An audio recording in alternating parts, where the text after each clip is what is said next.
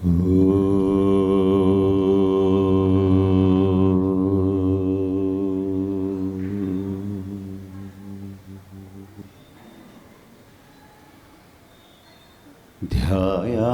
ധവളാവഗുണ്ഠനവതി തേജോമയീം നൈഷ്ഠികീം സ്നിഗ്ധാപാംഗവിലോകിനീം ഭഗവതീം മന്ദസ്മിതശ്രീമുഖീം വാത്സല്യ അമൃതവർഷിണീം സുമധുരം സങ്കീർത്തനാലാപിനീം ശ്യാമാം ഗീം മധുസിക്തസൂക്തിം അമൃതാനന്ദാത്മികാം ഈശ്വരീ. ഓം അമൃതേശ്വരീയൈ നമഃ.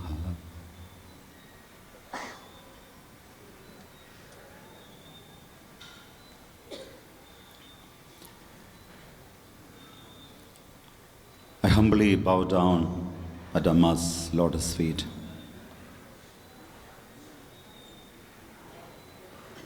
My namaskarams, love and greetings to all the enthusiastic youngsters and the devotees gathered here on this momentous occasion of AYUDH regional camp. Om Namah Shivaya. Namaskaram. First of all, let me convey Amma's love and affection to all of you, Amma's darling children. Amma specifically asked me to convey her love and affection to all of you. Yet another new year, 2020, is just around the corner. I wish you all Ayudha Arogya Saukyam, long life, good health, and happiness as you welcome 2020. This is the age of the so-called millennials, right? They're all millennials. What does it mean? What does it mean by millennials? Any idea? Born between 1981 and 1997, millennials. And Gen X, born between 1965 and 1980, and Gen Z maybe, born after 2000. I'm a baby boomer. You know what baby boomer means? These are all Western terms, you don't have to worry about it. Following the Second World War, when was the Second World War? 19? And between? 45, right. And after the World War II, there was a baby boom, increased birth rates, typically born between mid-1940s and 1960, 1964, which gives the generation their nickname, baby boomers. So in the West, people call their parents, I mean the youngsters call the, hey baby boom, hey boomer. Anyhow, these are just Western definitions which really don't mean anything. Okay? The reality is, suppose I ask every one of you to close your eyes. Just close your eyes. Close your eyes. And look within. Just don't think of anything else. Just look within you. Open your eyes. Do you have an age? Did you feel an age? No age. So everyone, even if a 90-year person looks within, there is no age. He or she is ageless. Correct? And that's why many old people say, I don't care about age. I mean wise people. There are people who are very much identified with the body who also say, you know, I'm 25. But they really don't mean it because they want to enjoy pleasures. Nobody should question them. But if you really look within, irrespective of our age, you will realize that you are ageless. There is no age. The physical age doesn't affect the inside self. So most of today's youngsters are inclined to a materialistic life. They don't give much importance to spiritual values. So it gives me such a joy, so much joy to see your enthusiasm, willingness to view life from a spiritual point of view so as to create a change within first and serve society. Now, before we start, I want you to engage in a small task. Ready? Very small task. Now, each of you, please turn towards the person sitting next to you. Okay? Then you join your palms, bring your palms together, and you say, Om Namah Shivaya. Namaste. Right? And after that, you tell the person, I am so glad we are able to meet in this camp. Just say each other. Okay? And now shake your hands. Shake your hands and do a high five. Very good. You feel good, right? Yes. Just once is enough. Now, allow me to share some thoughts with you. I know that most of you don't like long speeches. So, I promise I'll be as brief as possible, no matter how long it takes.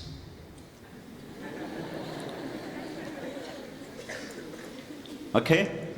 Let me start with a short story. A traveler was going to visit a pilgrim center situated on top of a steep mountain. The only way to reach the spot was in a rope basket. The traveler got into the basket, and just as he was about to be taken up the steep cliff wall, he noticed that the rope lifting the basket was tattered and was in the verge of breaking. Okay? Got it? And he asked the caretaker of the pilgrim center, how often you replace the rope? And the caretaker said, every time it breaks. None of us want to wait for the rope to break so that we can replace it. Do we? Does any one of you want to replace the rope that lifts you up? Because it's a, upward climbing. Unfortunately, this is people's attitude today, especially youngsters. Youngsters are well informed, technology savvy, skilled, and intelligent. However, there's a however. The older generation has experience and are more matured. However, okay? So the word however is always looming, always looming. It comes in everyone's life. In fact, it verily is what makes life or a story interesting. The however's in life. Otherwise, there is just plain, right? It's not interesting at all. There is an excitement. So it is the conflict that makes life interesting. And without however, there is no story, there is no love. So I was all set to go abroad. However, right? I was very well prepared for the exams. However, the movie was about to start.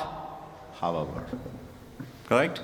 I performed very well in my interview. However, their marriage was about to take place. However, we were in love, deeply in love. However, correct? So there are big and small howevers in every juncture of our life. So today's youth are well informed, technology savvy, skilled and intelligent. However, they are a little too egoistic. Have a little too much false pride. And are emotionally immature. This attitude makes them scoff at the older generation. And this is one of the reasons why the rope breaks. Correct? The older generation has more experience and are more matured. However, they're always obsessed with their ideas, which they think are correct, impeccable, and feels that the younger generation is just not right. Okay? Recently I was shocked when I heard a little girl saying, I would pack our parents off to a home for the aged if they become a burden. A little girl. And this becomes stronger, deep-rooted, as the child grows if you don't correct her. A 7 or 8-year-old girl saying this in this age is unimaginable. I'm not saying that the older generation is wiser and are always right. No, that's not the point. In fact, neither of them is right. Neither the older generation nor the younger generation are right. In fact, the generation gap, the so-called generation gap, is slowly disappearing. If you observe, you will find that the older generation is keener to be looking young, correct? Though they also wear half pants, Bermuda shorts, torn pants, stylish shirts, etc. They too have circle beard, goatee beard, petite beard, horseshoe, mustache. These are all different types of things, right? You know. Or chin strip style, beard, and so forth. They also try to change their thinking. Of course, women also do their own things, correct? So perhaps in 5 to 8 years, this so-called generation gap will completely disappear. Just in 5 years. So my main point is, let us be aware of our flaws and set things right before it is too late to replace the rope. Make the necessary corrections now, because correction is only possible now, in the present moment. You cannot correct the past, nor can you correct the future. Corrections are only possible now. Have you heard of the famous rock band Beatles? Yes. And who were the members of Beatles? Anyone? John Lennon, Paul McCartney, George Harrison, and Ringo Starr.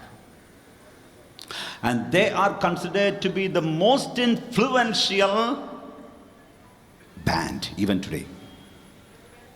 And the Beatles had this famous song in the 60s. I don't care too much for money. Money can't buy me love. And it starts with, I will buy you a diamond ring, my friend, if it makes you feel all right. I will get you anything, my friend, if it makes you all right. Because I don't care too much for money. Money can't buy love. No, no, no, no. That's the song. And today, the famous American rapper Kanye West sings, "The prettiest people do the ugliest things for the road to riches and diamond rings. The people highest up got the lowest self-esteem. The prettiest people do the ugliest thing for the road to riches and diamond rings." Such a contradiction. And basically this is the biggest problem. One depicts the age 60s or even before 60s, and the other depicts today's world. And this is our basic problem. What? Lack of love, lack of self-esteem, lack of self-confidence, lack of faith. Now listen to these verses from the Srimad Bhagavatam, Canto 12, Chapter 2, where the great sage Vyasa describes the signs of Kali Yuga, which is today the age of materialism, the world we live now. And this was written over 5,000 years ago. Okay? And it says, religion, truthfulness, cleanliness, tolerance, mercy, duration of life, physical strength and memory will diminish day by day because of the powerful influence of the age of materialism. Wealth alone will be considered the sign of a man's good birth. Law and justice will be applied only on the basis of one's power. Men and women will live together merely because of superficial attraction, and success in business will depend on deceit. How cunning you are. A man will be known as a Brahmana just by wearing a thread. A person will be judged unholy if he does not have money. And hypocrisy will be accepted as a virtue. A person will think he is fit to appear in public if he has merely taken a bath. Today's world, youngsters are very reluctant to take bath. The earth will become crowded with a corrupt population. Whoever among any of the social classes shows himself to be the strongest will gain political power. The citizens will suffer greatly from cold, wind, heat, rain and snow, climate change, environmental climate change and the global warming and climate change. And they will be further tormented by quarrels, hunger, thirst, disease, and severe anxiety. What do you think? This was written over 5,000 years ago by sage Vyasa about today's world. So accurate, right? So accurate. So, don't think that this is a talk against materialism, money and comforts. No. In fact, Amma says spirituality and materialism are not two, they are two sides of the same coin. Spirituality teaches us how to live in the material life, in the material world. Happy, content, peaceful. However, always remember that just as every single place in the world has a structure, including your home, right? There's a structure even at your home. The universe has a structure. And we call this structure Dharma, which simply means law of the universe. Even though Dharma has a greater dimension to it, for us to understand, it is law of the universe. That is the structure of the universe. So leading a material life is okay, but it is not a license to break the rules of nature, the law of the universe, otherwise known as God. Man-made rules, man-made laws can be accepted or rejected. There is a choice sometimes in certain situations. Nevertheless, since we all come under God's dominion, the law of the universe operates on all living entities indiscriminately. We can either observe those rules and lead a happy life, a life in tune with the universe, a life in harmony with the nature, or we can disregard them and create disharmony within and without. Each country has an apex court, a supreme court, right? And there we have a chief justice and judges, correct? They are not cruel people. They are known as justices, right? The thing is, law and love are not contradictory. They are complementary. Law and love. And this is where most of the youngsters fail to understand why their parents scold them or why their parents discipline them. Because law is a part of love. They're inseparable. You cannot separate them. If you love someone, you discipline them. That doesn't mean that you have no love for that person. It is out of your concern. So they are known as justices. The thing is, law and love are not contradictory. They are complementary. They are mutually exclusive in the case of judgment of a court. The judge may be a close friend of yours. Maybe your family friends, relatives. But he or she may be a good friend, even though he or she may be a good friend, if that person is a good justice, a true justice, he may not seem to be very kind. He will not. If you have committed a serious crime, he may still put you behind bars. Recently I read an article. This is just an incident, a real incident. A mother, because her son was addicted to gadgets and marijuana, he got into trouble, so many troubles. And finally she got him arrested. Poor mother must have thought that, jail is a safer place for him.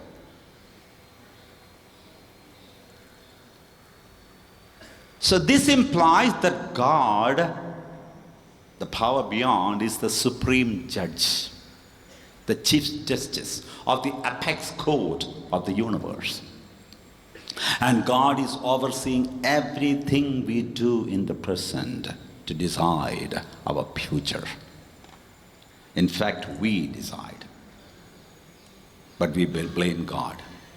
So we may be leading a different types of lives in different parts of the world. You may be the president of a country, the prime minister of a country, CEO or manager, teacher, artist, laborer, whatever be the kind of life you are leading. Always remember there is only one single law that operates on each and every one of us.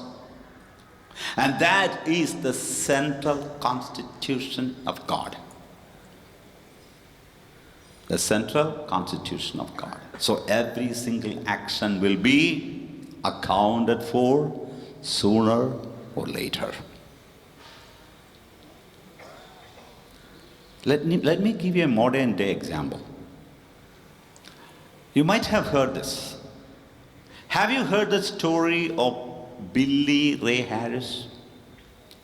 Billy Ray Harris, have you heard the story? It's a real incident. The homeless person, he was a homeless person, a beggar. A beggar who lived on a street corner in the city of Kansas, in Kansas City, America. Kansas City, America. And this incident happened on February 26, 2013. 2013. 2013. As usual, Billy Ray Harris, a 54-year-old beggar, was sitting in the street corner holding out his begging bowl and asking passers-by for spare changes. On February 26, 2013, a woman by the name, what is the name? Any idea? Abhiyamrita? No idea, no. What is the name of the lady? Sarah Darling. A woman by the name Sarah Darling, who passed by Harris, dropped some change in his bowl. But she also accidentally dropped her expensive engagement ring into the cup. A diamond ring. Being a beggar, Harris initially thought of selling the diamond ring. He even got it appraised for $4,000, around 2,85,767 rupees and 43 paisa.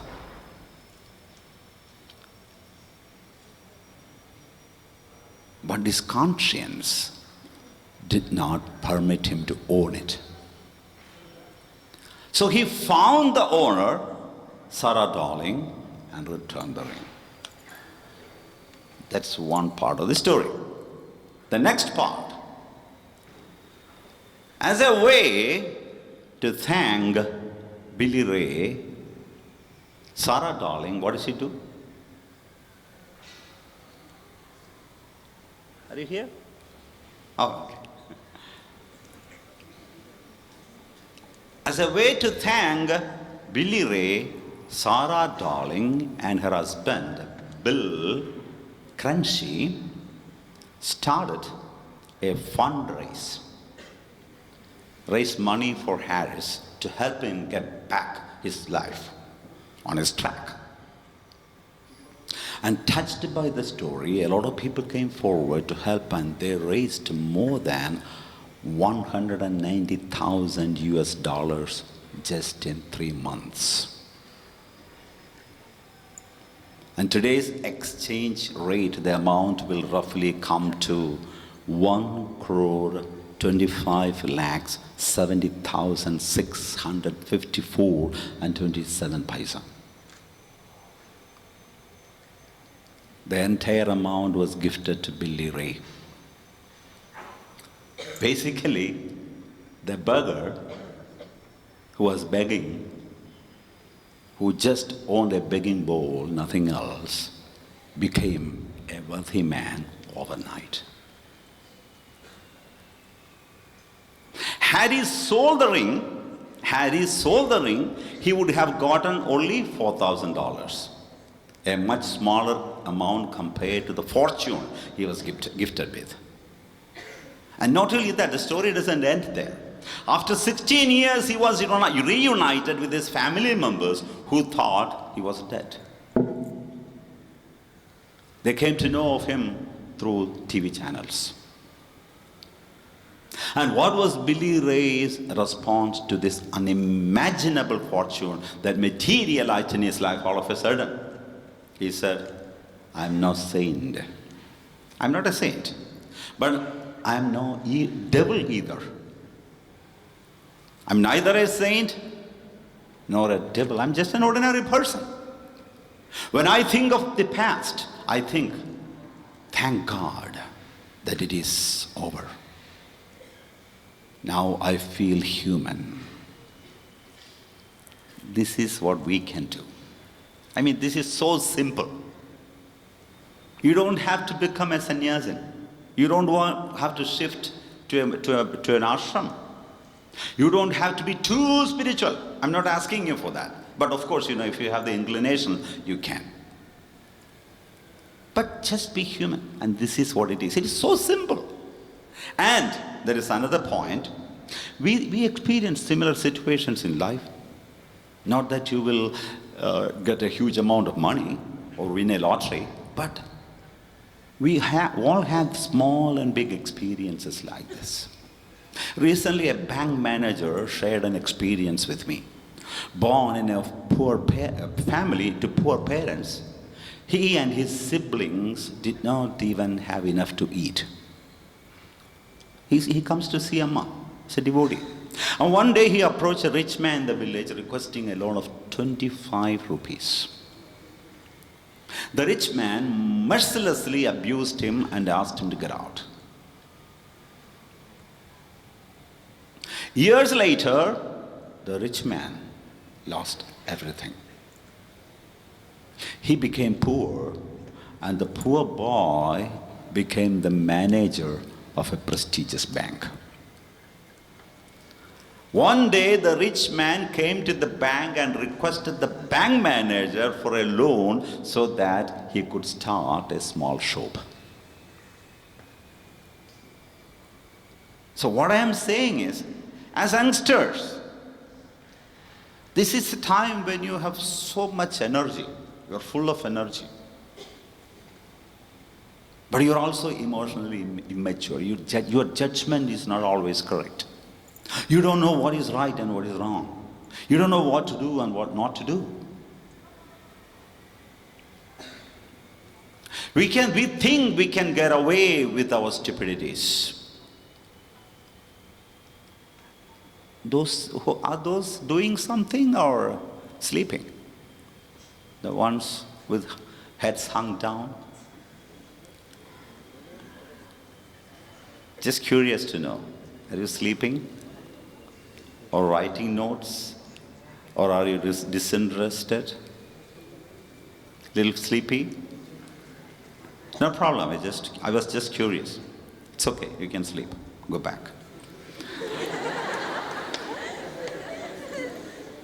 Go back to your natural position. So we think we can get away with the stupidities and blunders we commit. No, never. Never. Time will come back to get you. It will come back. It will definitely come back to get you. The good and bad will be rewarded befittingly. Amma says, the interest rates in God's bank are way too high. Perhaps unlimited. This is applicable to both the good and bad. If you do good, it will be returned limitlessly, and if you do bad, that too will come back. We know the Mahabharata story of Draupadi, right? Can any one of you tell me the story? Draupadi, how she was dragged to the court of Dhritarashtra, the blind king. Does any one of you know the story? The full story? The whole story? Okay, let me tell you. We know the Mahabharata story of Draupadi, the second Kaurava. Now, what was the name of the second Kaurava? The second Kaurava. What? What was the name of the second Kaurava? Dushasana, right. And Dushasana entered the private chamber of Draupadi and dragged her to the assembly hall of the court, where many people were seated, and tried to humiliate her and the Pandavas by disrobing her. And no one saved her but Lord Krishna. The Lord protected her by giving an endless stream of sari. Correct? Do you think this was given free? This endless sari, was it given free?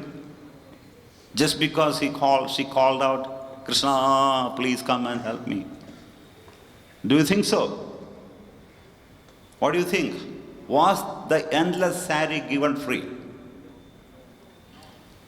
Just because Draupadi called out Krishna for help?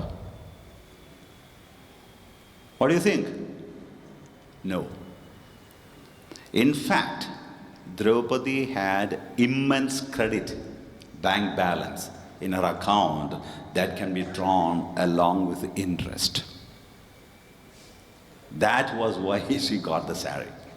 As Amma puts it, so that's what Amma says. She had immense, endless credit. And along with the interest, Krishna gave it back. And what was Draupadi's credit? Once Krishna cut his index finger, and was wounded and started bleeding. The wound started bleeding. Krishna's wives frantically ran to different directions of the house to find a piece of cloth to be used as bandage for the wound. But Draupadi came running towards Lord, and without even thinking a second, she tore a piece of her costly sari and wrapped it around Krishna's finger. This may seem to be a small act, but the reward Draupadi received for his seemingly insignificant act was immense. That small piece of cloth sacrificed for the Lord returned to Draupadi multiplied as thousands of saris. Why? Because the rate of interest of the bank of gods is infinite. Because God's worth is infinite. He owns the entire universe. So He can give you anything. That's why, when people put 10 paise or 1 rupee or 10 rupees in the hundi, it's a small amount. You will get it back if you do it sincerely. It's not to exhibit. It should not be for exhibiting. If you offer that, it doesn't even necessarily have to be money. It can just be a leaf, a flower, some flower, handful of flowers, a banana, whatever you can. It returns. That's why good actions are very important in life. But on the contrary, if you do bad actions, that will also come back in thousandfolds. In the Bhagavad Gita, Lord Krishna tells Arjuna, if a person enjoys those pleasures given by God, nature, creation, without giving anything back in return, then he or she, the organization, he is called sthena, a thief. A thief in society. Basically, nothing is free. Nothing is free. If you take, you must give back. Everything has a cost. This is the principle behind the Indian tradition of Dakshina. Everything has a cost. You take something and you lovingly and respectfully give something back. Lovingly and respectfully. And in this process, even ignorant people are not excused. You can say that I was ignorant. I will give you an example. Once a person driving on a bike came across a red signal and slowed down. Then he saw a buffalo walking confidently without considering the signal. Seeing this, he also started, and immediately the traffic policeman stopped and fined him. He asked the policeman, "You didn't find the buffalo? Why me?" The policeman said, "Because you are a bigger buffalo. You don't have the discrimination. The buffalo, of course, you can understand. It doesn't know what is good and what is right, and what is law and what is unlawful. But you are a human being. The buffalo doesn't have the intelligence to understand the law, but we human beings do. If we are driving, it's not the government's duty to educate us about the laws of the state. It is our duty to learn the state laws. Correct? So it is our duty to understand what the universe wants, what nature expects. You are taking everything from nature. Air, water, everything. Fire, plants, trees, fruits, vegetables. You have to give back. Small portion. Small portion. So if we are living in this world, taking air, water, sunlight, and food from nature, we need to follow the rules laid down by God. Let AYUDHians, you, my little brothers and sisters, be not stupid in their thoughts, words, and actions. That's the whole purpose. That's the sole aim. That's why you are here, to learn a little bit, not too much. Do you know that as many of the Asian countries are now in the grip of global westernization, have eating disorders? Eating disorders are on rise. As one of the recent surveys reveals, up to 70 million people, both male and female, suffer from eating disorders such as bulimia and anorexia. You know, right? Yeah. And what culminated into this terrible situation? What culminated? Because people don't have any control over harmful desires. Desires that are harmless to others, helpful and uplifting, creative, constructive are necessary for maintaining good health, peace of mind. On the other hand, desires that are destructive to oneself and others will dissipate our energy and make us weak physically, emotionally, and mentally. Of course, human beings need basic comforts. We all need a good job, a nice car, a good house, good food, etc., good clothes. Decide to have a cup of tea or coffee from Starbucks.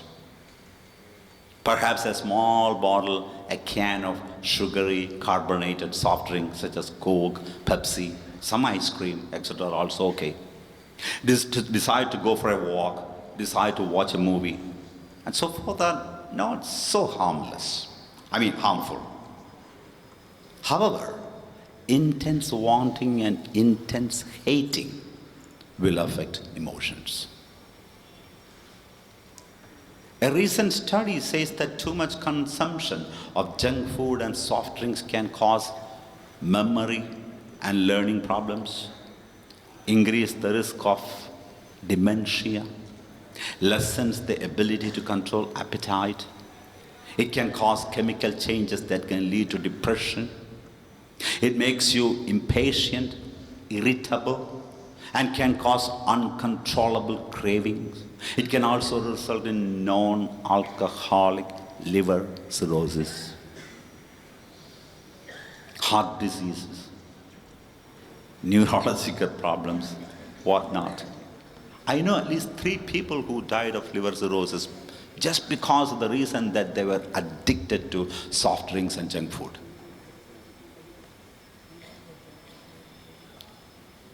They had no other health problems. So while coming face to face with any situation, any desire, ask yourself, is it a desire or a craving? There's a big difference. You know, tete-a-tete, have you heard that word?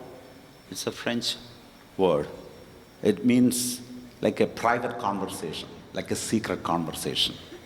Each one of you can have a secret conversation, a private conversation with your conscience. Just when you are confronted with a situation, when there is something that you want, when a desire arises, close your eyes just for a few minutes, few seconds, not few minutes, few seconds, maybe 15 seconds. Close your eyes and ask your conscience, not your mind. Ask your heart, is this good for me?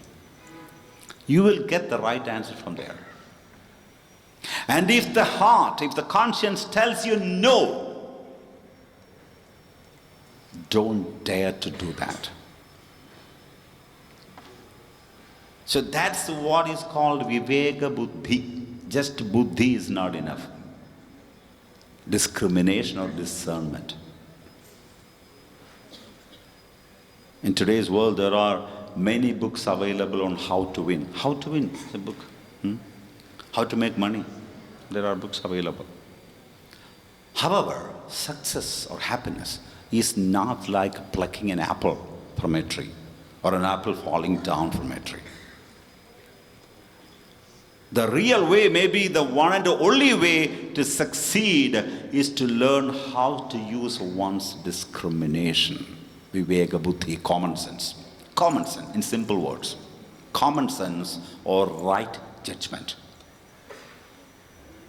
For example, you find a poisonous snake writhing surrounded by a forest fire, and you are a naturally compassionate person. Okay? How do you save the snake?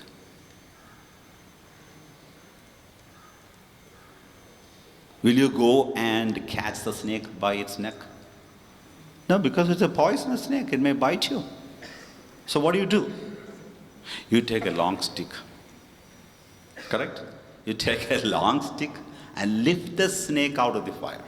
Right? The point is, even good desire is like this. Even a good desire cannot be fulfilled in a reckless manner. Compassion is a good thing, right? To be compassionate is wonderful. It's so precious. But even that desire to save someone should not be done in a reckless manner. You have to think. If your compassion is spontaneous, it will happen in a split of a second. So the real secret formula to succeed in life is love. To be precise, love life. Love life. Which means it doesn't mean to fall in love with your ego, nor your body. It doesn't mean to fall in love with objects. It means to love life as a whole. See that life principle, the one and only life principle, the totality. So just as I said in the beginning, when you close your eyes, even a 90-year-old person, if he or she closes their eyes and look within, the age disappears. Right? There's no age. Why? There is something that connects all of us. Now, Western thinkers have created the idea of positive thinking. You must be hearing that every single day, right? You yourself may tell your friends, think positively. But how do you think positively? Why? Positive thinking. It's okay to think positively, but life is not always positive. And as ordinary human beings, we cannot always be positive. Because just as positive, negative is also part of life. It's a balancing of both positive and negative. That's why the Indian scriptures say go beyond both. Neither be positive nor be negative. Balance. Go beyond. It's a balancing of both success and failure, happiness and sorrow, honor and dishonor, heat and cold, day and night, health and illness, so on and so forth. So the Hindu scriptures and our great Rishi said, don't suppress the negative. You cannot suppress the negative. As Amma says, if you suppress the negative, it will come back with greater force. It's like a spring. The moment you take your finger or your hand, it will bounce back. So don't suppress the negative, but accept. Accept both the negative and the positive. Be open to both positive and negative. An old person, he or she may be very close to you, very dear to you. Maybe it is your grandfather, your grandmother. If he's 90 years, 95 years, 100 years, he will have to die. Right? That's the negative. Normally that's what people consider. Birth is positive, life is positive, but death is negative. No. That's also life. That's part of life. So because the negative will simply not go away and disappear just by rejecting it. If you reject the negative, it will not disappear. For example, you have a headache. Will the headache simply go away just by rejecting it? No. You love some of your classmates or co-workers but dislike some others. Now will those who you don't like disappear just by hating them? No, never. They will continue to be there in the same class, in the same workplace, in the same office. And what happens if you are unable to get over your hatred or dislike to that person?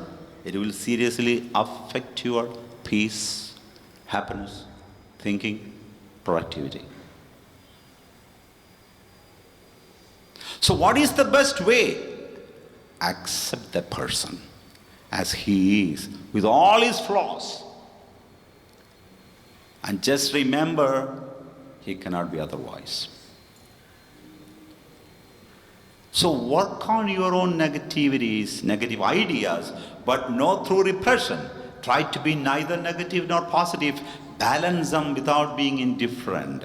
This is how we can flush out the negativities. Otherwise you will suffer. You cannot gather this knowledge from books, from schools, colleges, or by studying abroad. This can only be learned through observation, meditation, proper guidance by great spiritual masters such as Amma. Have you heard of Napoleon Hill? Napoleon Hill? Napoleon Hill? No. He is a self-help author. Very famous. He wrote the books, Think and Grow Rich. That's one of the books. Think and Grow Rich. Law of Success.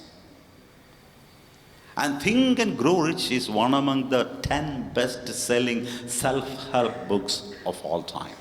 Think and Grow Rich. Okay? He was born in a poor family, became rich by selling his books. The book was basically about positive thinking. And the initial days after the release of the book, he used to go to bookstores.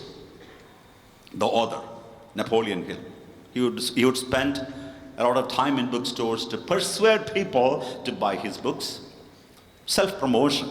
And one day, he was doing his normal self-promotion in a bookstore, and then he saw Henry Ford.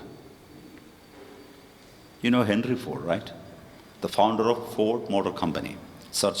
He was also searching for some books to find something enjoyable to read. And grabbing the opportunity, Napoleon Hill approached Ford and said, he didn't know it was Ford actually. So Napoleon Hill said, a great book has just been released. You will be happy with it. And it is not only a book, it is a sure method of success. Henry Ford looked at the man and said, you must be the writer of the book, right? And Napoleon Hill said proudly, yes, I am. Without paying much attention to the book, Ford asked a pointed question, a simple pointed question to Napoleon Hill. How did you get here? In your own car or by public transport? And not able to figure out the connection, Napoleon Hill replied, I came here by bus, public transport.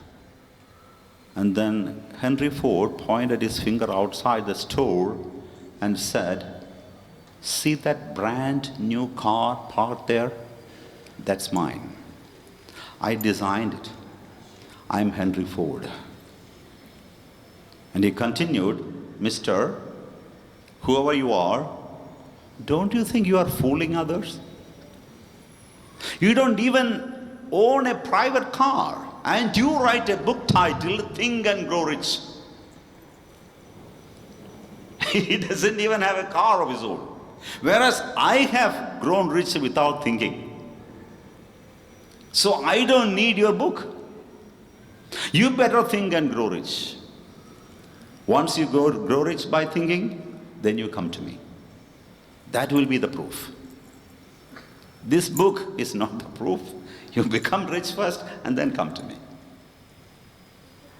And it is said that Napoleon Hill, the author of Think and Grow Rich, even after becoming richer, never had the courage to meet this old man Henry Ford, even though he got many opportunities.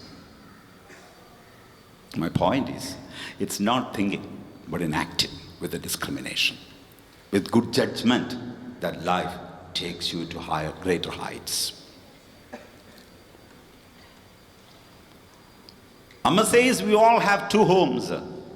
The home where we live with our family, our parents, our siblings, etc. And the world, our common home, common shared home, where our extended family lives. And this is known as Vasudhaiva Kudumbagam. The whole family is a single, the whole world is a single family. Vasudha, the earth, the entire creation, the vast cosmos is the Kudumbam. A little family. Just imagine this.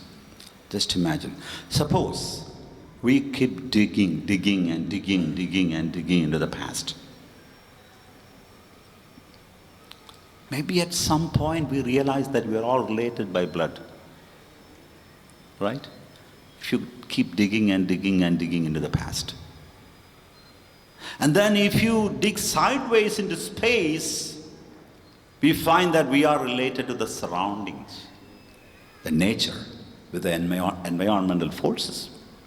And if we dig inside of ourselves, go deeper and deeper and deeper, we find that we are related to each other by consciousness, the same energy, the same life force, the same life principle. And knowing this, the rishis proclaimed Vasudhaiva Kudumbagam. The whole world is one family. So it also says that there is a law, this law of Dharma, this law of the universe, this law of oneness must be observed. That's the implication. Amma says modern technology provides us with a false security.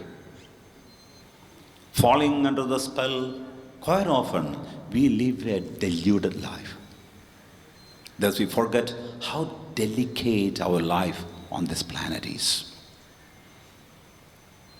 We live in an age of instant breakfasts, lunches and dinners, while preparing our food in our microwave oven. After spending another busy day at home, we tend to forget that the food we are eating does not originate at the supermarket. What is true is that a star, call it sun, 150 million kilometers away, gives light and energy to plants on planet Earth, which feeds us and animals too. That's the reality. Whether or not we like it or aware of it, we are part of a fragile ecosystem that we are all dependent upon and responsible for. So try to have this oneness, try to have an awareness of this oneness behind the diverse nature of the world, and help others and nature because they are part of us. Each individual is a part of the whole. You can take what you need, but give back what you owe to society, to nature. This should be our ideology. The whole society, the entire creation, every single living being exists in the principle of giving. And this is what the Hindu scriptures describe as yajna. It's a circle. Have you seen Amma's Darshan? Have you seen Amma? Have you had Amma's Darshan? Yes. And Amma's Darshan is the best example for giving, for yajna. Unending giving. No taking back. Just giving. Every one of us, whether we are a student, parent, employee, employer, irrespective of the area of our work, we should be thinking of the other. Why is it important to give? Because if you only take without giving back, nature will retaliate and stop giving to you. That's how. And Amma's whole life, every moment is an example of supreme giving. Amma gives pure love, peace, happiness, solace and succor to everyone by dispersing her divine embrace to one and all. She gives house for our homeless, feeds millions of people, gives free medical treatment, educational stipend to students, pension for widows. Amma promotes nature and environmental protection and women empowerment programs. It's endless. Research in her educational institution. So Amma's work covers almost all areas of life, thereby creating a balance between health, wealth, and knowledge. These three most important factors. Every single human being in this world needs health, wealth, knowledge.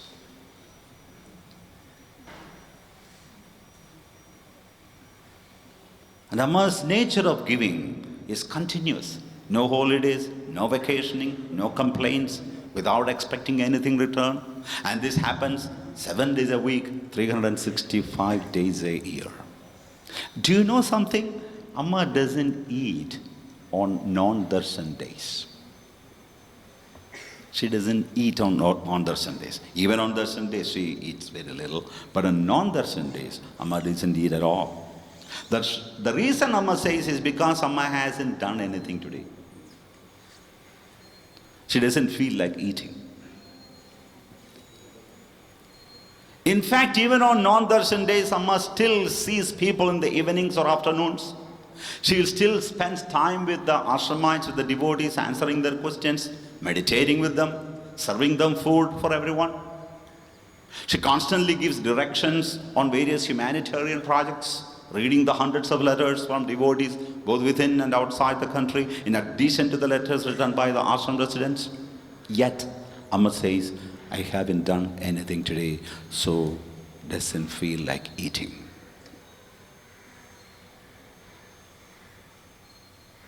We all know it is not true.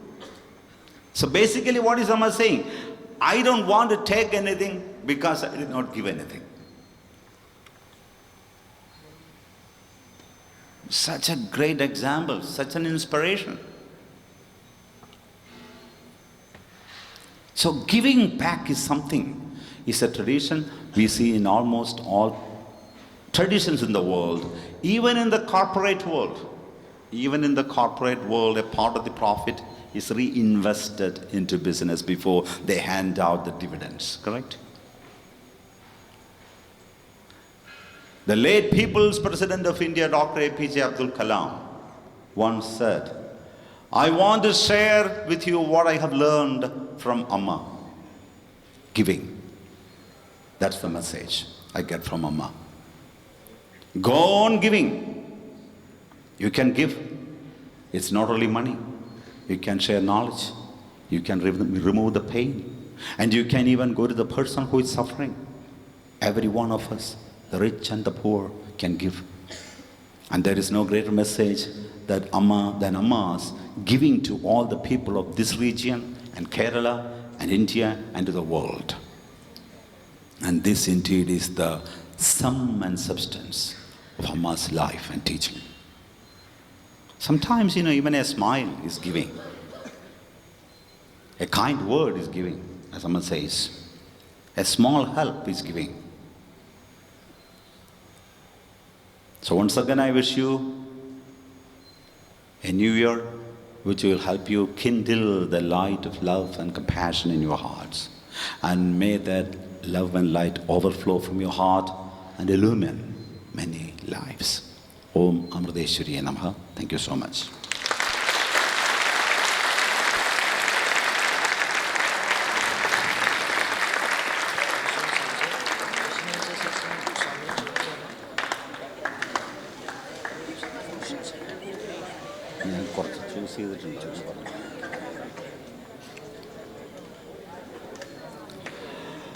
There are many questions which I may not be able to answer. I may not be able to answer all of them due to time restrictions, but I have selected a few. One of the questions is, what child or teen should do if he or she is not happy with their life? Okay? That was one question. Now the most important thing I think is, when you are unhappy or when you feel miserable, there should be something behind it. Because the misery or the grief or the unhappiness you experience is the effect, right? So there must be a cause. Find out what makes your life miserable and unhappy. That's the first step. It's like diagnosing a disease. Unless proper diagnosis is made, none of the medicines will be effective, correct? Likewise, there must be a reason, a cause for your unhappiness. If you don't feel it, sometimes you cannot understand. It must be deep-seated. And if it is deep-seated, then you have to look deep within. So you need to go deeper into yourself, and meditation helps to get deeper. Just close your eyes and focus on yourself, the mind. Just look, keep looking and looking, and ask, what is troubling me? What is troubling me? What is troubling me? Keep asking, and it must surface. It could be your relationship with your parents, siblings, some conflict, or someone outside, or something you desired which you couldn't get. It could be lack of self-confidence, self-esteem, inferiority, love failure, or someone else falling in love with the person who you loved, comparing yourself with another person. It's like, it could be anything. The first step is to observe closely, look within, and detect what exactly troubles you. And that's your enemy. Okay? That's your enemy. And once you detect the enemy, then take steps to eradicate the enemy. Or you may have several enemies. Enemy number 1, enemy number 2, enemy number 3. So you have to find out all those enemies and try eradicating them, eliminating them one by one. You compare, people just compare. That could be one problem. Jealousy could be another problem. The thing is like flowers. Each one of is different. Some are like rose, some are like a lotus flower, some are like jasmine, some are like little flowers that grow by the side of roads. But all are important. All the flowers are important. Unlike flowers, we have the capacity to decide what we want to become. The flowers may not have that choice. We have carpenters, masons, engineers, doctors, politicians, artists. You cannot say the politicians are greater than artists. You cannot say the road worker is smaller, insignificant. They're also needed in society. We need everyone. So no one is less important and no one is more important. All are important. As Amma says, nothing can be discarded saying this is insignificant. It's like the flight, Amma says, the aircraft. An aircraft cannot take off if the engine it has a technical problem. It cannot take off if a vital screw is missing. So you cannot say that the engine is big and the screw is small. No, likewise. So most importantly, see what really troubles you. But that needs a little contemplation. And we are not impatient. We are very impatient. The more impatient you become, the more restless you become. The less clarity you will have. So what you need is, whenever you are troubled, whenever you feel unhappy, whenever you feel miserable, sit quietly. Leave me alone. You say that to your parents sometimes, and then just go inside your room behind closed doors. Let me have some peace. But are you going to be peaceful there? No. You are going to brood, right? You are going to become more miserable. That's the purpose. But don't do that. When you say, leave me alone, let me have some peace, do it. You be alone. Go inside the room. Close the doors. And contemplate and find out if you're really looking for happiness, if you're really looking for peace. Utilize that time in a productive way. Okay? And now, another question, when will you get to know that you feel the divine love? Whenever you deeply feel something that triggers an experience beyond physical love or physical attraction. A feeling beyond words, when a deep feeling of fulfillment arises. When you feel that the purpose of life is fulfilled. Of course, sometimes you feel this when you feel attracted to a boy or girl. But that's impermanent. That goes away after some time. But this is not like that. It is permanent. It sticks. You cannot forget. It keeps coming back. In fact, you forget everything else. You forget the world, including all relationships, desires, cravings. No worries, no anxieties. You're just focused. Just focused. You forget the past and future. You're here in the present. Just love. The feeling of love overflows your heart. I don't know how to explain it more. What is the way to love yourself and not get jealous of others? In one sentence, mind your business. That's the answer.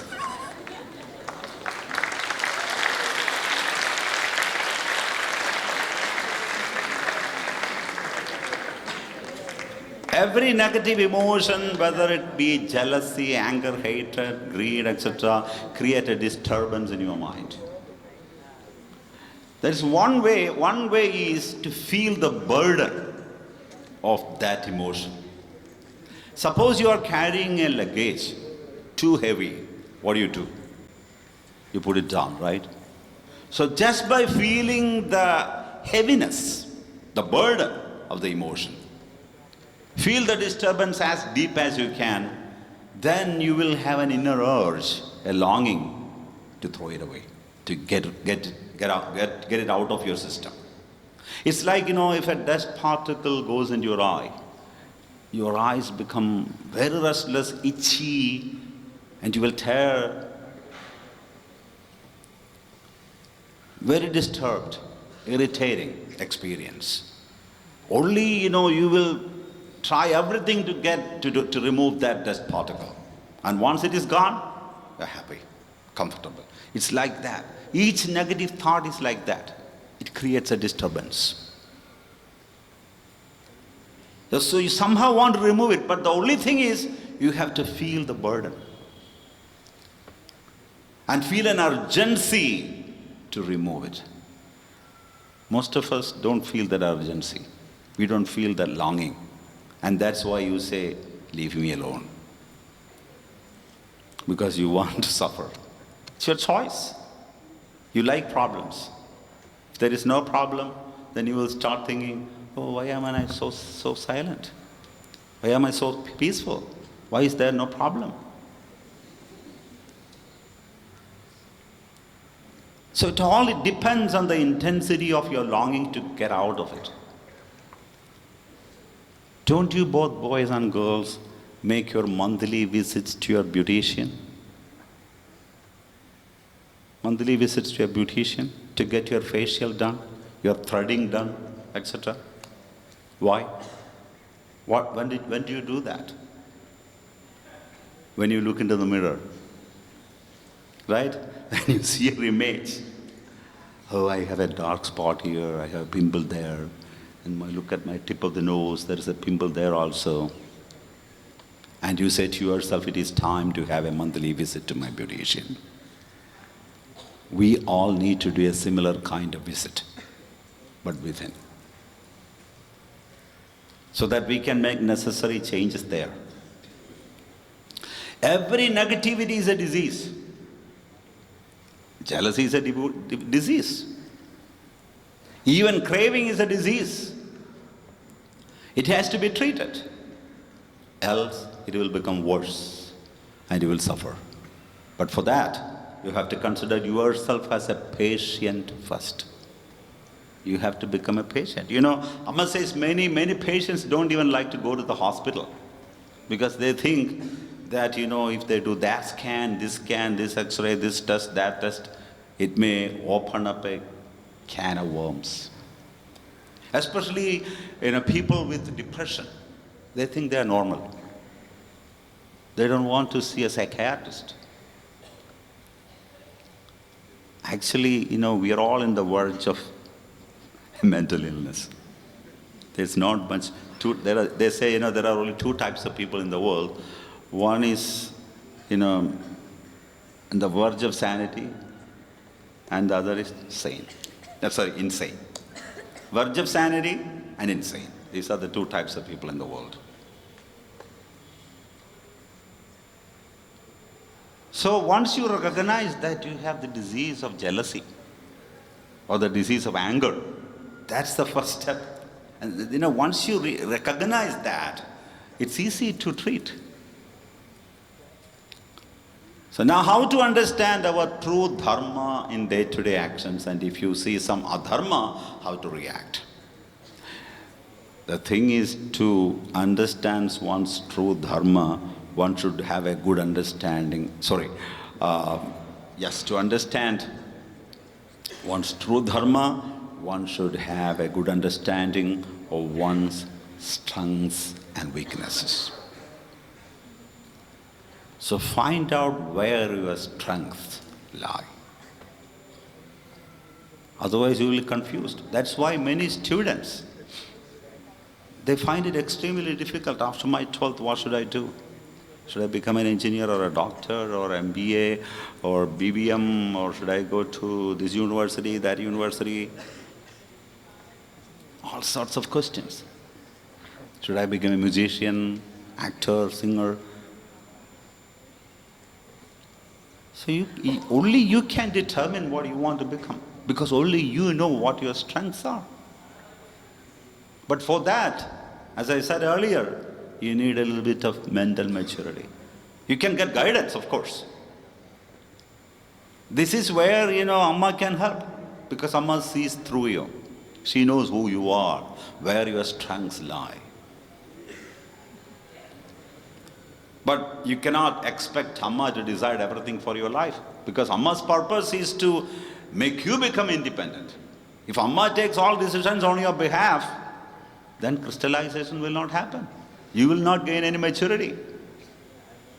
So find out where your strengths lie and to suitably react to adharma. You should have an understanding of dharma first. Correct? From a worldly perspective, dharma has various meanings and interpretations depending on the situation, people's work, their education, their cultural background, religious faith, etc. For example, a seller. What is a seller's dharma? A seller considers getting maximum profit as his dharma. Correct? And from a buyer's point of view, to bargain the price down to minimum is his dharma. A mother's dharma is different from a father's dharma. A politician's dharma is different from an artist's dharma. A fish market has a dharma. A police station has another dharma. And the dharma one should practice in a temple is entirely different, right? And when to intervene also needs understanding. Discrimination. For example, you see an elderly person scolding a younger man, a young person. An elderly person is scolding a youngster. And you identify, with whom do you identify here? If it is one of you. If it were one of you, you will immediately identify with the youngster, right? Because you don't identify the older generation. The older man is like me with grey beard. But the younger man is one of you. So immediately identify the young person who looks so helpless, and you are tempted to react, and you do react. But in a moment, you come to know that it was his father scolding his son for buying an expensive phone, which he actually couldn't afford. There you need to exercise discrimination. You should find out what's going on first between them, right? Proper judgment, right judgment is important to intervene if you want to interfere. However, the greatest of all dharmas, the supreme dharma of every human being is to know who they are. Their oneness with God, with the totality, with the whole of creation. And what is the true meaning of a successful life? It depends on what success means to you. Whether you give importance to quality of life or the quantity of life. As Amma says, quantity is money, acquiring money, power, possession, car, house, etc. 3 houses, 5 cars, different brands, expensive ones. They will come and go. The quantity will come and go, whereas quality remains within forever. Quantity is external and quality is internal. Whoever you are, you will be remembered for your quality, not for quantity. No one will remember Vijaya Mallya, right? Even all the Amitabh Bachchans and Khans, they will all disappear. No one will remember them. But Mahatma Gandhi is remembered. He was not a wealthy man. He did not even have proper clothes. Lord Krishna, Lord Rama, Amma will always be remembered and worshipped, even after 10,000 years. Why? The quality, not the quantity. How do you master your mind? Mastering the mind is not easy. It's a slow and gradual process. What is more practical is to be conscious of your actions. Don't fret too much about your past and do not worry too much about your future. Instead, perform your actions with love, not mechanically, including brushing teeth, taking a shower. Do it consciously. When you are in the shower, enjoy the shower. Forget about the eating outside. Don't think I'm showering because I have to go out to eat. I'm showering, full stop, finished. So make the shower as rich as possible. Likewise, love your work. Not just for money, but as an offering to God. Think good, do good, and feel good. Offer whatever little you can back to society, and love and respect your parents. By and by, you will master the mind. Because first you need to refine your mind. And once you purify the mind, once the mind attains a little bit of balanced view, then mastering the mind becomes easier. Start with the body. Eat healthy food. Because the body is known to us. The mind is unknown to us. There is a big difference. So better begin with what is more familiar to you. In fact, the body is like a musical instrument. Have you seen Goddess Saraswati holding the veena in her hands? The veena in her hands. That veena is this body. So each one of us is gifted with a veena. So use this veena properly. And what are the strings? The emotions. So if the strings are too tight, the sound will be deafening. Nobody will enjoy, and you yourself will not enjoy. So keep the emotions in balance. And I think that's all. Now why does Hinduism have so many gods? You are totally wrong, my friend. Who told you that Hinduism has so many gods? It is because you see so many gods, the pictures of so many gods and goddesses. Hinduism doesn't have too many gods. It is only one God, one consciousness. And someone says it's like gold and ornaments made of gold. Suppose you go to a jewelry shop and you see necklaces, rings, anklets, earrings, nose rings. And then you ask the shop owner, where is gold? It's everywhere gold. Likewise, the Hindu scriptures say, Ekam Sat Vipra Bahuda Vadandi. It means the absolute truth is one, but it is manifest differently. The different manifestations are all supported by the origin.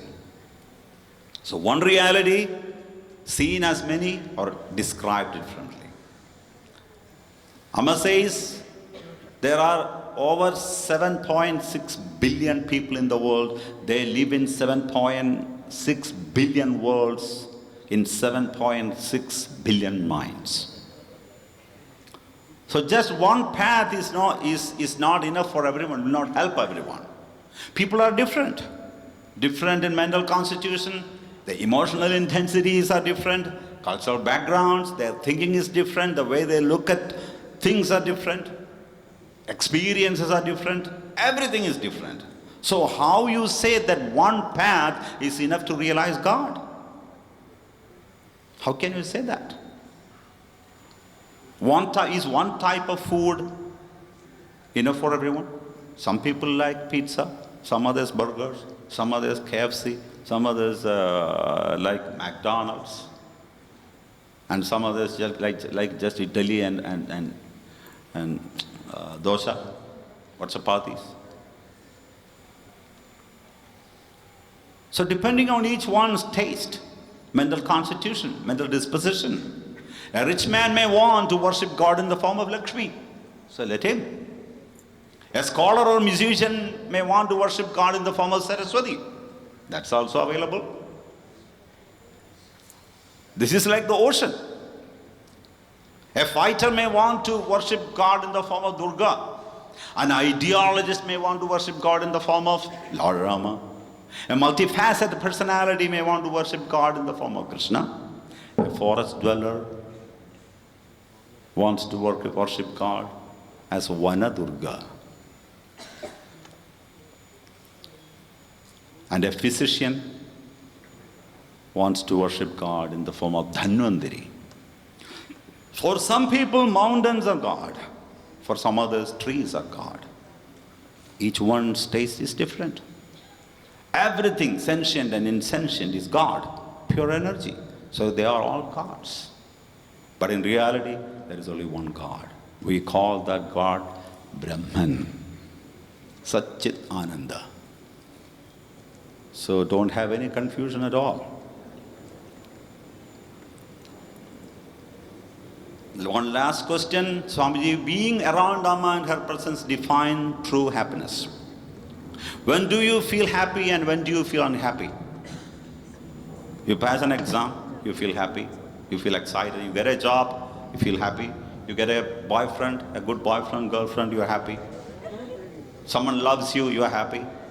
But someone hates you, you are unhappy. You feel down. When you fail, you are sad. When you lose your job, you are sad. When you lose when your boyfriend or girlfriend betrays on you, you are depressed. You feel terrible. What is happening here? What is life? It's a mixture of both. So, if life is both good and bad, see here in here, both the Ganges and a pond exists, right? Osama bin Laden also lived here in this world.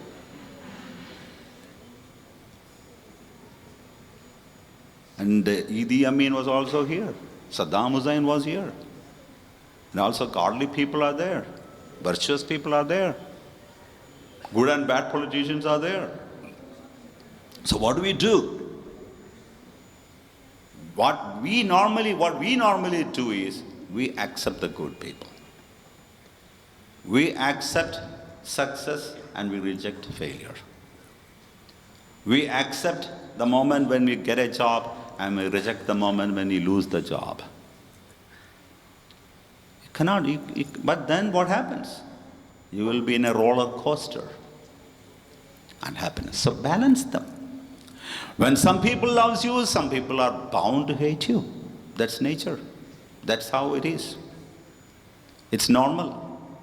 And when you are normal, nothing can make you unhappy. What is normal? What is normal? You know, when you accept both, it is normal. That's the normal mental state. But when you reject something, you are abnormal. You are not balanced. So what Amma helps us is to become normal. That's why we are happy. We are trying. I mean, we have a long way to go, but still, our recovery period has come down. That's important. You know, we also may get angry, but people, you know, when they get angry to come back to normalcy, it may take 2 days, sometimes 3 days, sometimes hours, 3 hours, 6 hours. The whole day is gone sometimes. But for us, the recovery period has come down. They may get angry, but maybe in half an hour or 1 hour, or maybe lesser, 5 minutes, 10 minutes, the anger is gone. So a normal person is one who can find this balance. They don't reject anything. A situation comes, they may react, but then suddenly they realize, no, this is normal. Death happens, failure happens, pain comes, heat and cold comes. You react sometimes, it's normal. But then suddenly you realize, no, this is, how things are. So you accept.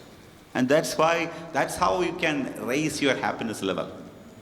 Slowly, gradually. So try, okay? Namaste, thank you so much. Namaste.